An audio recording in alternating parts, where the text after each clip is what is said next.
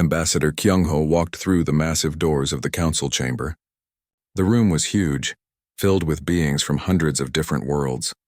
Some looked like giant insects, others had scales or feathers. A few floated in tanks of water. All of them turned to stare at the human. Kyung-ho had been Earth's voice in this place for 2 years. He knew most of these aliens thought humans were weak, primitive, not important. He had learned to smile and stay calm when they said these things. Today would be different. Today he would ask for something they did not want to give. High Counselor Vrex sat on the largest platform at the center of the room. The old reptilian leader had green scales that looked almost black in the light. His eyes were cold and ancient. When he spoke, everyone listened. The council recognizes Ambassador Kyung-ho of Earth, Vrex said. His voice echoed through the chamber. Kyung-ho stepped forward. Thank you, High Counselor. I come before this council with a formal request. The Varric Empire has invaded 3 sectors. Thousands of innocent beings are dying every day. Earth wishes to join the military alliance against the Varric. We want to help. For a moment there was silence. Then someone laughed. It was a harsh clicking sound. Soon others joined in. The chamber filled with the sound of alien laughter. Kyung-ho stood still. His face showed nothing. Inside he felt anger rising, but he pushed it down. He had expected this. Rex raised one clawed hand.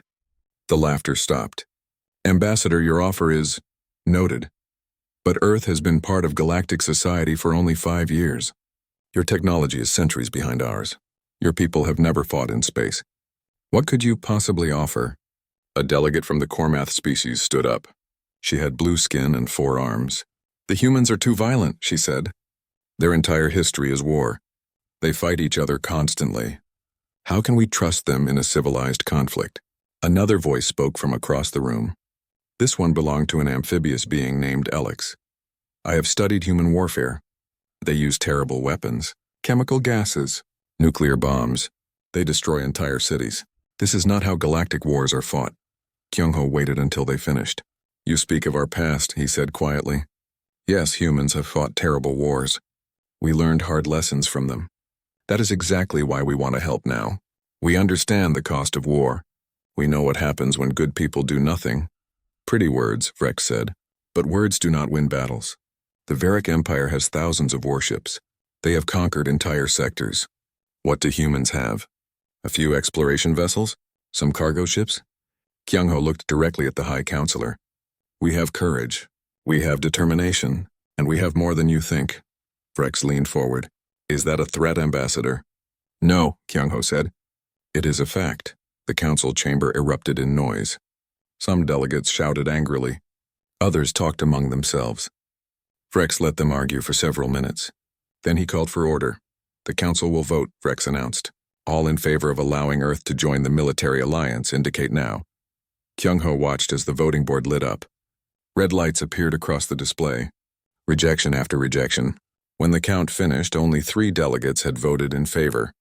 More than 200 had voted against. The motion is denied, Vrex said. Earth's military assistance is not required. We suggest your people focus on defending your own system. Let the real warriors handle this conflict. The words stung, but Kyung-ho bowed politely. The council has spoken. Thank you for your time. He turned and walked out of the chamber. His steps were calm and measured. Only when the doors closed behind him did he allow himself to feel the anger. But mixed with that anger was something else. Relief. Kyung-ho went to his private quarters. He locked the door and activated the encrypted communication system. A screen appeared showing the face of a stern man in a military uniform. Admiral Daehyun looked tired, but his eyes were sharp. Well? Daehyun asked. Denied, Kyung-ho said. Just as we expected. Daehyun nodded slowly. Then we proceed with the plan. Thank you, Ambassador. You played your part perfectly. I hope you know what you're doing, Kyung-ho said. If this goes wrong, Earth will be alone out here. We've been alone since the day we reached the stars, Daehyun replied. Nothing has changed. Get some rest, Ambassador. The real work begins now. The screen went dark. Kyung-ho sat in silence for a long moment. He thought about the council's laughter. Their dismissive words.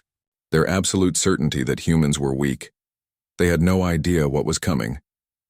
Far from Unity Prime in the outer reaches of Earth's solar system, something stirred. Near Jupiter's largest moon, a massive structure had floated in the darkness for years. It looked like an asteroid from a distance. That was intentional. Inside the structure, thousands of people worked: engineers, soldiers, scientists. They had been preparing for this moment since Earth first made contact with alien life. While diplomats talked peace, military leaders had planned for war. Admiral Daehyun stood in the main control room of the hidden shipyard. Through the massive windows, he could see dozens of ships. Real warships, not exploration vessels. They had sharp lines and heavy armor. Weapons covered their hulls. They were built for one purpose only. Captain Mi-young stood beside him. She was younger than Daehyun, but her eyes held the same hardness. She had spent 5 years helping to build this fleet. Now she would lead it into battle. "The council rejected us," Daehyun said. "As expected?" "Good," Mi-young replied. "Now we don't need their permission." Daehyun smiled slightly. "Tell the crews to prepare." "We launch in 6 hours. Where are we going?" Mi-young asked, though she already knew the answer. "The Helios cluster. The Varak are attacking mining colonies there. Council forces are losing. Civilians are dying." Daehyun turned to face her directly. "We're going to help them." "Whether they want it or not," Mi-young saluted. "Yes, sir." "The fleet will be ready." As she left to prepare her ship, Daehyun remained at the window. He thought about the council's words. Real warriors. They believed humans were not real warriors. They thought Earth had nothing to offer. Humanity had been fighting wars for thousands of years. They had learned lessons written in blood. They had developed tactics and strategies that these aliens could not imagine. The council thought humans were primitive because their technology was older. They did not understand that sometimes experience mattered more than fancy equipment. Daehyun activated the fleet-wide communication system.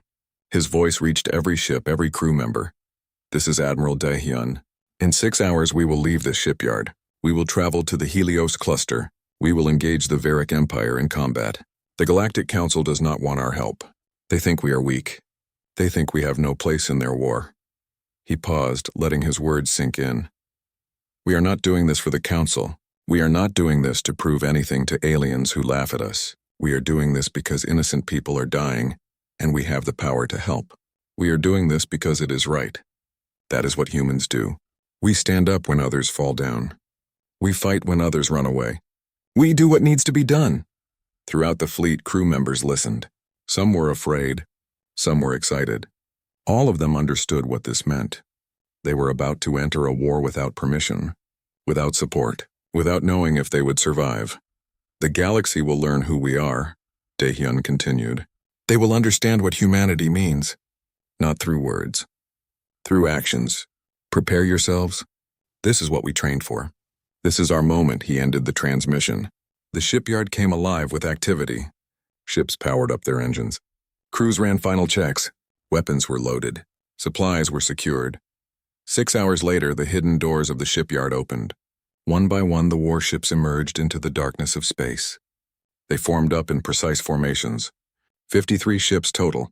Not a huge fleet by galactic standards, but enough. Admiral Daehyun stood on the bridge of his flagship, watching as the fleet aligned. Captain Mi-young's voice came through the communication system. "All ships reporting ready, Admiral." "Then let's show them what humans can do," Daehyun said. All ships engaged jump drives. Destination, Helios cluster. The fleet vanished into faster-than-light travel. Behind them, Earth waited. Ahead of them, war waited. And somewhere in between, the Galactic Council had no idea what was about to happen. They had said humanity had no place in galactic wars. Soon they would understand how wrong they were. Admiral Quora stood on the bridge of her flagship, watching her fleet fall apart. The Varak had too many ships, too many weapons. Her forces had been fighting for 3 days straight. Now they were losing. She was from the Nexari species, a race of bird-like beings known for their tactical skill. She had won many battles in her long career. But this was different. The Varak were relentless. They kept coming wave after wave. "Admiral, another mining station just went dark," her tactical officer reported. "The colonists never made it to the evacuation ships." Quora closed her eyes for a moment. More deaths. Thousands of civilians who trusted the Council to protect them. She had failed them. "How many ships do we have left?" she asked. 42 combat-capable vessels, another 15 badly damaged. The Varak have at least 90 ships still operational. The numbers were clear. If they stayed, they would all die. If they left, the remaining civilians would die. Either way, the Helios cluster would fall. "Prepare to retreat," Quora said. The words tasted like poison. "We'll regroup and request reinforcements." "Admiral," the sensor officer shouted. "New contacts. Multiple ships just dropped out of faster-than-light travel." Quora's heart sank. More Varrock reinforcements. This was over. "Wait," the officer said, confusion in his voice. "These ships? They're not Varrock. The design is unknown. They're broadcasting an identification signal." "It says Earth? Earth?" Quora repeated. "The humans? That's impossible." But the sensors did not lie. 53 human ships appeared on the display. They looked different from any vessels Quora had seen before, smaller than Council warships but heavily armed. They moved with precise coordination. A communication request came through. Quora accepted it. The screen showed a human woman in a military uniform. She looked young but confident. "This is Captain Myung of the Earth spaceship Defiant. We detected your distress signals. We're here to help." Quora struggled to find words. "Captain, the Council did not authorize Earth to participate in this conflict. You should not be here." "We didn't ask for authorization," Myung replied. "People are dying. We came to help. You can accept our assistance or not. Your choice." "Your ships are too small," Quora said. "Your weapons are outdated. The Varrock will destroy you in minutes. I cannot allow you to throw away your lives." Myung smiled. It was not a friendly smile. "Watch us." The communication ended. Quora wanted to order the humans to leave, but she had no authority over them. She could only watch as the Earth fleet moved toward the Varrock forces. The Varrock noticed the new arrivals. Commander Talish, leading the enemy fleet, sent a mocking transmission that everyone could hear. "So the Council sent children to fight their battles? These primitive humans think they can challenge the Varrock Empire? This will be entertaining." Talish ordered 5 of his warships to eliminate the human fleet. It should have been easy. The Varrock ships were bigger, better armed and crewed by experienced warriors. They moved forward with confidence. Then everything changed. The human ships did not engage in a traditional battle formation. Instead, they scattered in what looked like chaos. The Varrock commanders assumed the humans were panicking. They were wrong. Suddenly, the Varrock ships lost all sensor data. Their screens went blank. Their targeting systems failed. They were blind. "Electronic warfare," Quora whispered, watching from her ship. "They're jamming everything." While the Varrock struggled to restore their systems, the human ships attacked. But they did not use the energy weapons that galactic forces preferred. Instead, they fired physical missiles. Hundreds of them. The missiles came from multiple directions at once. The Varrock defensive systems tried to shoot them down, but there were too many. Explosions rippled across the enemy ships. Armor cracked. Hull sections broke apart. One Varrock warship exploded completely. Another lost power and began drifting. The remaining 3 tried to retreat, but the human ships were faster than they looked. Small attack craft launched from the human vessels. Quora counted at least 50 of these fighters. They moved with incredible speed and precision. A young pilot led them, performing maneuvers that should have been impossible. Lieutenant Hyejin's voice crackled over the communication channels. "Wolf Squadron, focus on their weapon systems. Avoid the armored sections. Hit them where it hurts." The fighters swarmed the Varrock ships like angry insects. They fired precisely targeted shots, disabling weapons one by one. The Varrock tried to swat them away, but the human pilots were too quick. Too skilled. Commander Talish watched in disbelief as his ships fell. He had fought dozens of species. He had won hundreds of battles, but he had never seen anything like this. "All ships focus fire on the human vessels," he ordered. "Destroy them." The main Varrock fleet turned toward the humans. 90 ships against 53. The odds were still in the Varrock's favor. But the humans did not seem worried. Captain Myung coordinated the human response with calm precision. Her ships split into smaller groups. Each group had a specific target. They used the destroyed Varrock vessels as cover, hiding behind debris. When the Varrock fired, the humans were already moving. They predicted where the enemy would shoot and avoided those positions. It was like they could read minds. One human ship took heavy damage. Quora expected it to retreat or explode. Instead, it accelerated directly toward a Varrock cruiser. At the last moment, dozens of armored soldiers launched from the damaged ship. Colonel Jiwon led the boarding team. They attached to the Varak hull using magnetic clamps. Within minutes, they cut through the armor and disappeared inside the enemy ship. "They're boarding?" Cora's tactical officer said in shock. "Nobody boards enemy ships during fleet battles." It's suicide. But the humans made it work. Jiwan's Marines moved through the Varak ship like a storm. They knew exactly where to go, how to fight in tight corridors. The Varak crew was unprepared for close combat inside their own vessel. 20 minutes later, the Varak cruiser's weapons went silent. Jiwan's voice came through on an open channel. "Enemy command ship secured. We control their bridge. They're surrendering."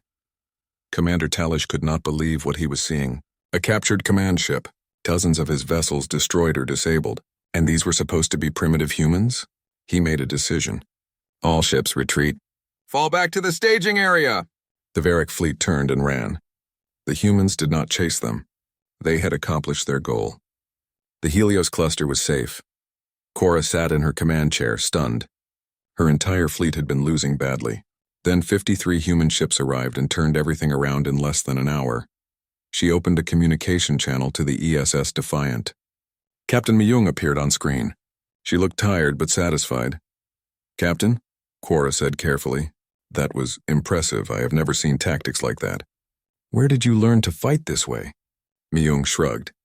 "We've been fighting wars for thousands of years. We got good at it." "The Council said humans had no place in galactic wars," Cora said quietly. "The Council was wrong," Myung replied. "We don't need their permission to do what's right. Those civilians needed help. We gave it." Cora looked at the young human captain with new understanding. The Council had dismissed Earth as primitive and weak. They had laughed at Ambassador Kyung-ho's offer. They had been fools. "Thank you," Cora said. "You saved thousands of lives today. I will make sure the Council knows what you did here." "We don't need their thanks," Myung said. "But we won't stop helping. The Varak are still out there. More people will die if someone doesn't fight them." "Then Earth does not stand alone," Cora decided. "My fleet will coordinate with yours.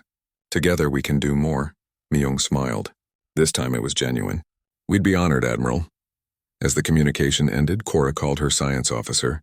Alex, the amphibious researcher, had been recording everything. "Did you analyze their tactics?" Cora asked. Alex made a bubbling sound that meant yes. "Admiral, the humans fight like nothing I've ever studied. They use electronic warfare, missile swarms, coordinated strikes, boarding actions, and fighter tactics all at once. They create chaos, then exploit it. It's beautiful and terrifying." "Can we learn to fight like them?" Cora asked. "Perhaps," Alex said, "but it would require changing everything we know about warfare. The humans don't follow our rules. They make their own." Cora looked at the tactical display. The human ships were helping her damaged vessels, towing disabled craft to safety, providing medical assistance. They were not conquerors. They were helpers. Maybe the galaxy needed to learn new rules. The Crimson Nebula was beautiful and deadly. Red and orange gases swirled through space, blocking sensors and making navigation difficult. Asteroids drifted in the clouds like hidden rocks in fog. It was the perfect place for an ambush. Captain Myung led a task force of 15 ships into the nebula. They moved slowly, carefully scanning for threats. The intelligence said a Varak supply depot was here, lightly defended, but everyone on the bridge knew better. "Sensors are almost useless in this soup," the tactical officer reported. "We can barely see a kilometer ahead." "That works both ways," Myung replied. "The Varak are just as blind as we are." Colonel Jiwan stood near the command chair, his Marines ready in the drop bays. "If this is a trap, we'll be surrounded before we know it." "Probably," Myung agreed. "But Admiral Daehyun is waiting outside the nebula with the main fleet. If trouble starts, we just need to survive long enough for him to arrive. And if we can't survive that long," Myung smiled grimly, "then we make sure we take plenty of them with us." They found the supply depot exactly where the intelligence indicated. It was a massive station floating in the nebula, surrounded by cargo ships. The defenses looked light. Just a few patrol vessels, too easy. "Definitely a trap. Battle stations," Myung ordered. "Prepare for contact. And someone tell Lieutenant Hyojin to keep her fighters close. Don't chase anything into the nebula." The human ships moved toward the depot. They were halfway there when Commander Talish sprang his trap. Dozens of Varak warships appeared from the nebula clouds. They had been hiding, sensors powered down, waiting. The humans were surrounded on all sides. 70 contacts. The sensor officer shouted. "They're everywhere." Talish's face appeared on every screen. The insectoid commander looked pleased with himself. "Foolish humans," he said in his clicking voice. "You thought you could outsmart the Varak Empire. I studied your tactics. I learned your tricks. Now you are trapped like the primitive creatures you are." Myung kept her face calm, but her mind was racing. 70 ships against 15. They were outnumbered almost 5-1. Even with human advantages, these odds were bad. "All ships, defensive formation," she ordered. "Focus fire on any ship that gets too close." The Varak fleet opened fire. Energy beams and missiles filled the space around the human ships. 2 vessels took heavy damage immediately. One lost its main engines. "Return fire," Myung commanded. The human ships fought back, but they were taking more hits than they could give. Talish had planned this well. The nebula made it hard to maneuver. The Varak had superior numbers. This was exactly the kind of battle humans tried to avoid. "Captain, we can't hold this position," the tactical officer said. "We need to retreat." "Where?" Myung replied. "We're surrounded. They'll just chase us down and pick us off one by one." Another human ship exploded. They were down to 13 vessels. The Varak were closing in for the kill. Talish broadcast another message. "You see? Your tricks don't work when someone understands them. You are finished. Surrender now and I might let your crews live." Myung looked at the tactical display. She thought about everything she knew. About human history. About the battles Earth had fought. About submarines hiding in the ocean. About soldiers pretending to be dead on the battlefield. Then she smiled. Talish had studied human tactics, but he had missed the most important lesson. Humans adapted. They never fought the same way twice. "All ships, power down," she ordered. "Everything. Engines, weapons, life support. Make them think we're dead." "Captain," the tactical officer looked confused. "If we power down, we'll be helpless." "We're already helpless," Myung said. "This way we have a chance, trust me. Power down now." The human ships went dark. Their engines shut off. Their weapons fell silent. They drifted in the nebula like debris. Talish watched with satisfaction. "They are finished. Move in and confirm the kills. I want to see the wreckage." The Varak ships approached cautiously. They scanned the human vessels. No power signatures. No life signs. The ships appeared completely dead. "Wait for my signal," Myung whispered over the emergency channel. Her crew sat in darkness, breathing recycled air, waiting. The Varak came closer. 30 ships now surrounded the apparently destroyed human fleet. They were checking each vessel, looking for survivors. "Now," Myung shouted. Every human ship powered up at once. Engines roared to life. Weapons charged. In seconds, they went from dead hulks to deadly warships. The Varak were caught completely by surprise. The human ships were right next to them. Too close to miss. Too close to escape. Myung's voice was cold. "Fire everything." At point-blank range, the human weapons were devastating. Missiles struck armor that was never meant to take hits from so close. Energy weapons burned through hulls. Varak ships exploded one after another. Colonel Jiwon's Marines launched from their ships, attaching to the Varak vessels before they could react. Within minutes, boarding teams were fighting inside enemy corridors. Lieutenant Hyejin led her fighters out of hiding. They had been powered down inside the larger ships. Now they swarmed out like wasps from a nest, attacking the confused Varak forces. "All ships, retreat," Talish screamed. His perfect trap had turned into a nightmare. The humans were destroying his fleet from the inside, but the chaos was just beginning. Admiral Daehyun's main fleet arrived at the edge of the nebula. They had been waiting for this moment. Now they charged into the battle. The Varak found themselves trapped in their own ambush. Human ships attacked from inside the nebula. Daehyun's fleet blocked the exits. The hunters had become the hunted. Talish managed to escape with about 20 ships. The rest were destroyed or captured. His massive fleet, carefully assembled to crush the humans, was gone. Myung surveyed the damage to her task force. They had lost 3 ships. 7 more were badly damaged. But they had won. Against 5-1 odds in a perfect enemy trap, they had won. Admiral Daehyun's face appeared on her screen. He looked impressed. "Well done, Captain. That was risky." "It was necessary," Myung replied. "Talish studied our tactics. We had to show him something new." "Playing dead," Daehyun said. "Very old tactic. From before space travel." "Sometimes the old ways are the best ways," Myung said. "The Varak expected us to fight like we did at Helios. We did something different. Colonel Jiwan reported in from one of the captured Verak ships. We've secured 5 enemy vessels. The crews surrendered once we took their bridges.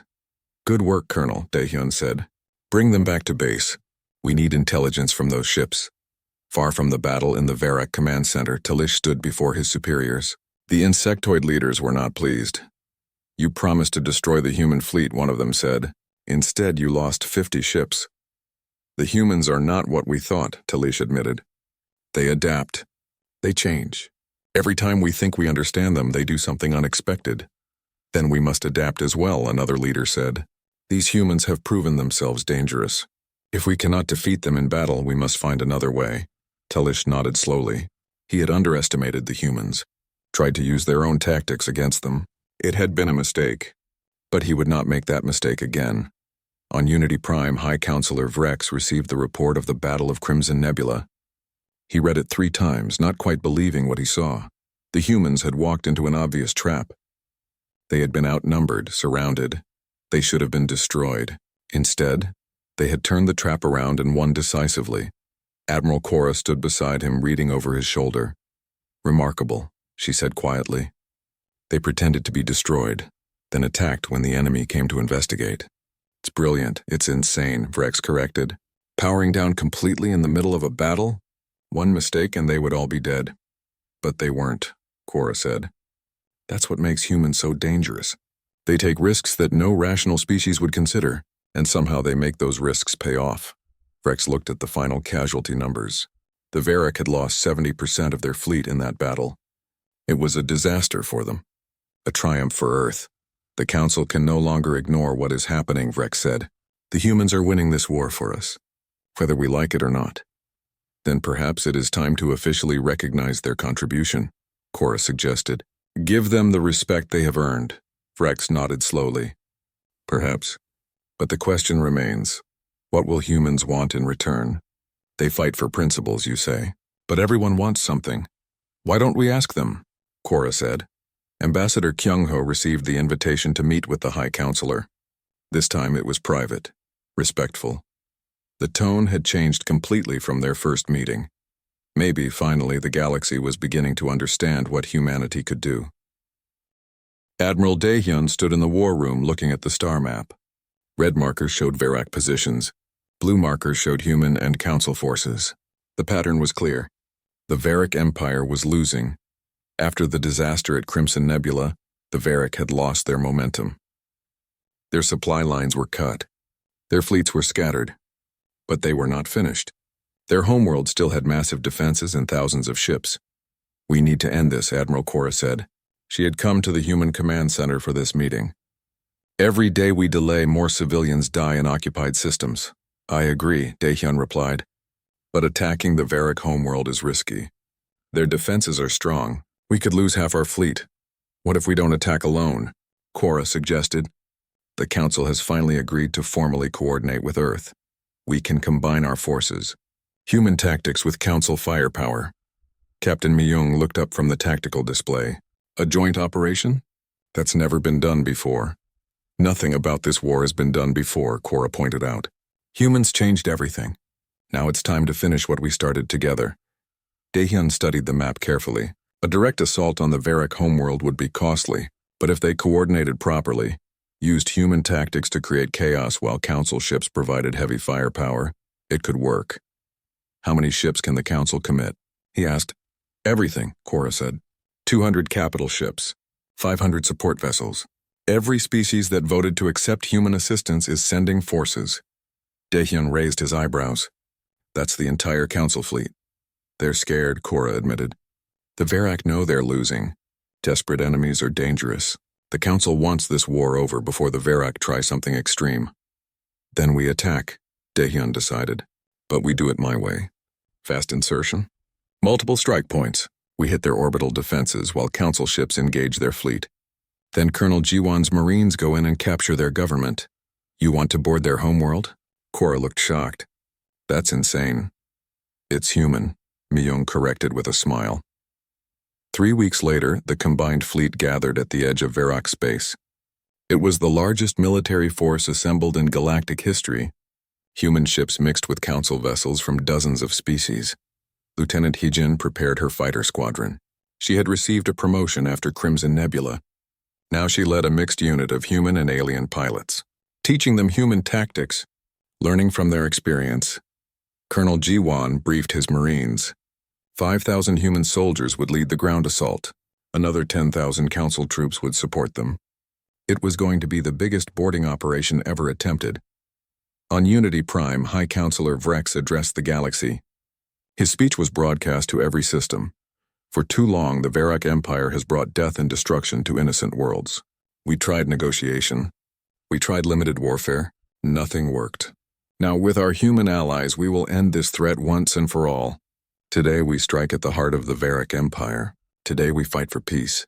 The fleet jumped to faster-than-light travel. Destination, the Varak homeworld. Commander Talish was waiting. He had been given one last chance to redeem himself. Defend the homeworld or die trying. He had every remaining Varak ship positioned in defensive formations. Orbital weapons platforms covered every approach. This time there would be no tricks. When the combined fleet arrived, the battle began immediately. Council ships engaged the Varak fleet in massive exchanges of fire. Energy weapons lit up space. Missiles crossed the void. Ships exploded on both sides. While the main fleets fought, human ships slipped through the chaos. They used electronic warfare to blind sensors. They hid behind larger council vessels. They moved like shadows through the battlefield. Captain Myung led the assault on the orbital defense network. Her ships darted between weapons platforms, destroying them one by one. It was dangerous work. They took heavy casualties. But slowly the defenses fell. Gap in the defenses, the tactical officer shouted. Sector 7 is clear. Colonel Jiwan, you have your opening, Myung transmitted. Good luck. Jiwan's assault ships dropped through the gap in the orbital defenses. They entered the atmosphere of the Varak homeworld. Anti-aircraft fire filled the sky. 3 ships were destroyed before they landed, but the rest made it through. Marines stormed out of the landing craft. The Varak military tried to stop them, but human tactics overwhelmed their defenders. Jiwan's forces moved quickly, taking key positions. Within 2 hours, they had surrounded the Imperial Palace. In space, the battle was brutal. Admiral Korra's flagship took heavy damage. Daehyun's command ship lost its main weapons. Lieutenant Hyejin was shot down and barely escaped in a rescue pod. But the combined fleet was winning. Commander Talish watched his defenses collapse. The humans were inside the orbital network. The Council fleet was destroying his ships. Marines were attacking the capital city. He had failed. He received a transmission from the ground. Colonel Jiwan's face appeared on his screen. Commander Talish, we have captured the Imperial Palace. Your government is in our custody. You can continue fighting and watch your homeworld burn, or you can surrender. Choose now. Talish looked at his tactical display. Half his fleet was gone. The orbital defenses were destroyed. The capital was occupied. He had no cards left to play. What are your terms? He asked quietly. Admiral Daehyun's voice joined the transmission. Unconditional surrender. Your forces will stand down. Your government will face justice for war crimes. But your people will be allowed to live. They will be given a chance to rebuild as part of the galactic community. You would show us mercy? Talish sounded surprised. After everything we did? We don't fight for revenge, Daehyun said. We fight to protect the innocent. Your leaders started this war. Your people shouldn't suffer because of their mistakes. Talish was silent for a long moment. Then he gave the order. All Varak forces cease fire. We surrender. Across the system, Varak ships powered down their weapons. The battle was over. The war was over, but the cost had been terrible. The combined fleet lost 80 ships. Thousands of soldiers died in the final battle. The human fleet suffered the highest casualties of any species. They had taken the most dangerous missions, protected others at the cost of their own lives. 1 week later, a ceremony was held on Unity Prime. Representatives from every species gathered in the council chamber. This time, Ambassador Kyung-ho walked to the podium with his head held high. High Counselor Vrex stood beside him. The old reptilian looked at the human with something that might have been respect. 6 months ago, Earth requested to join our military alliance, Vrex said to the assembled delegates. We denied that request. We laughed. We called humans weak and primitive. We said they had no place in galactic wars. He paused, letting those words sink in. We were wrong. Completely wrong. Earth did not wait for our permission. They fought anyway. They saved systems we had abandoned. They won battles we had lost. They sacrificed their own people to protect ours. Today I formally apologize to humanity on behalf of this council. You earned your place among the stars through courage and blood. The chamber erupted in applause. Even species that had opposed Earth now showed respect. Kyung-ho stepped forward to speak. Thank you, High Counselor. But Earth did not fight for recognition. We fought because it was right. Because people needed help. That is all we ever wanted to do. And that, Admiral Cora said, standing from her seat, is exactly why we should have listened to you from the beginning. You showed us something we had forgotten. War is not about who has the best technology or the biggest fleets. It's about who has the will to stand when others fall, the courage to fight when others run, the strength to protect those who cannot protect themselves. The Council voted, unanimously this time. Earth was granted full membership with military authority. Human representatives would have a voice in galactic decisions. Earth's sacrifice had earned them a permanent place in galactic society. After the ceremony, Vrex walked with Kyung-ho to a quiet memorial chamber. A wall had been built listing every being who died in the war. The human section was longer than any other. Admiral Daehyun stood before the wall. His eyes traced the names. So many good people, so many brave soldiers. They had given everything so others could live. Captain Mi-young joined him. She had a bandage on her arm from the final battle, but she was alive. Lieutenant Heejin was in the medical center, recovering from her crash. Colonel Jiwon was coordinating peacekeeping operations on the Verak homeworld. We won, Mi-young said quietly. Yes, Daehyun replied, but it cost us. It always does, Mi-young said. That's why what we did matters. We knew the cost. We paid it anyway. Because it was right, scientist Alex approached them. The amphibious researcher had been studying human culture throughout the war. Now he wanted to understand something that puzzled him. Admiral Daehyun, I have a question. Why do humans fight? You could have stayed safe in your own system. You could have let the Council handle the Verak. Why did you risk everything for people you barely know? Daehyun thought about the question. About Earth's history. About all the wars humans had fought. About the lessons they had learned. Because we remember what it's like to be alone, he said finally. We remember being weak. Being afraid. Needing help that never came. We swore that when we had the power to help others, we would. The council chamber was full again. This time nobody laughed. Admiral Cora stood at the center podium, presenting her report on the Battle of Helios Cluster. Every delegate watched the recording she displayed. They saw human ships appear from nowhere. They watched the electronic warfare blind the Verak sensors. They witnessed the missile swarms tear through enemy armor, the fighter attacks, the boarding action, the victory.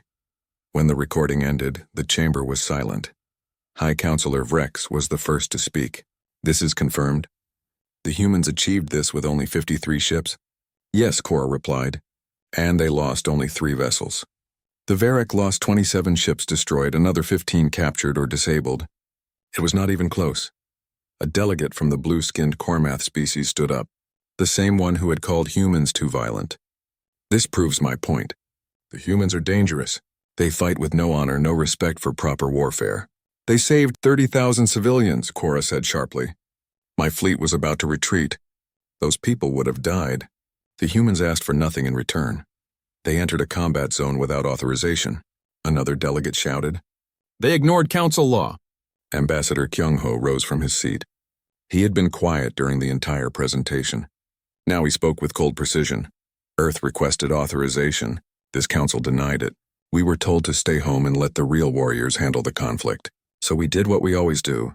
We made our own decision. You deceived us, Vrex said, his voice rising. You never revealed the true size of your military. You never asked, Kyung-ho replied calmly. You assumed. You laughed at our offer. You called us primitive. You thought we were weak because we only joined Galactic Society 5 years ago.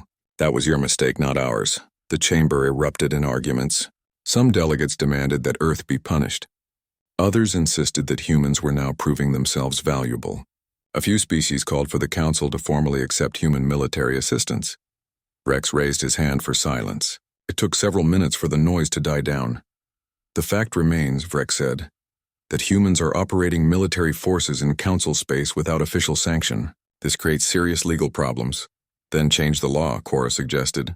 The humans are winning battles we were losing. Pride should not matter more than lives. It is not about pride, Vrex responded. It is about order, about following established procedures. If every species could simply decide to wage war whenever they wanted, chaos would follow. Chaos is already here, Kyung-ho said. The Varick Empire invaded 3 sectors. Millions of people died waiting for the Council to organize a proper response. We didn't have time for procedures. The arguments continued for hours. Eventually, the Council took a vote. Should Earth's military actions be condemned? The result was close. 48% voted yes. 52% voted no formal condemnation would be issued, but no formal approval either. The Council remained divided. As the session ended, Vrex approached Kyung-ho privately. The old reptilian looked tired. "Walk with me," Vrex said. They went to a private observation deck overlooking Unity Prime. Through the windows, hundreds of ships from different species could be seen docked at the station. "You played us," Vrex said. "It was not an accusation, just a statement." "We prepared," Kyung-ho corrected. "Earth learned long ago that hope is not a strategy. We built our military in secret because we knew the galaxy might need it someday." "Many species now fear Earth more than they fear the Varick," Vrex admitted. "Your tactics are unlike anything we've seen. Some delegates believe you are hiding even more capabilities." "Are we?" Kyung-ho asked with a slight smile. Vrex studied the human carefully. "That is exactly what worries them. You have been part of our society for 5 years, yet we know almost nothing about you. What else are your people hiding?" "Enough," Kyung-ho said simply. "Enough to defend ourselves. Enough to help others. Isn't that what matters?" "I cannot officially recognize your military operations," Vrex said. "The Council would never agree, but I can offer something unofficial. Admiral Cora has agreed to coordinate with your forces, share intelligence, plan joint operations. Would Earth accept that?" Kyung-ho nodded. "We would. Thank you, High Counselor." "Do not thank me yet," Vrex warned. "Many delegates will continue trying to stop you, and the Varick will not forget what happened at Helios. They will come for your people with everything they have." "Let them come," Kyung-ho said. "We'll be ready." Far from Unity Prime, Admiral Daehyun reviewed intelligence reports in his command center. The battle at Helios had been a success, but it created new problems. The Varick now knew Earth was involved. They would study human tactics, prepare countermeasures. Captain Myung entered the room. Her uniform was clean now, but she still looked exhausted from the recent battle. "The Council is talking about us," she said. "Half of them want to arrest us. The other half want to recruit us." "Let them talk," Daehyun replied. "What matters is the next battle. The Varick control supply lines in the outer sectors. If we cut those lines, their invasion forces will collapse." "That's deep in enemy territory," Myung observed. "Admiral Cora's fleet can't go that far without leaving other systems exposed." "Then we go alone," Daehyun said. "Small, fast strikes. Hit their logistics. Make them chase us." "Classic guerrilla warfare," Myung smiled. "The Varick won't expect that. They're used to big fleet battles." "Exactly," Daehyun agreed. "We don't fight the way they expect. That's our advantage." Over the next 3 weeks, human forces conducted 12 separate raids on Varick supply convoys. Each attack was quick and precise. The humans would appear, destroy their targets, and vanish before reinforcements arrived. Commander Talish watched his supply lines crumble. 3 invasion fleets were now stranded without fuel or ammunition. His forces had to retreat from 2 occupied systems. The humans were bleeding him dry without fighting a single major battle. He studied everything he could find about Earth. Their history. Their wars. He learned about guerrilla fighters, submarine campaigns, and asymmetric warfare. The humans had perfected these tactics over centuries. But Talish was not defeated yet. He began developing a plan. If the humans wanted to fight with unconventional tactics, he would use their own methods against them.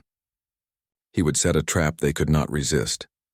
Back on Unity Prime, scientist Alex presented a detailed analysis to the Council. The amphibious researcher had spent weeks studying human combat footage. "The humans do not rely on superior technology," Alex explained. "They rely on unpredictability. They combine multiple tactics in ways we never considered. They adapt faster than any species I have studied. Can we defend against them?"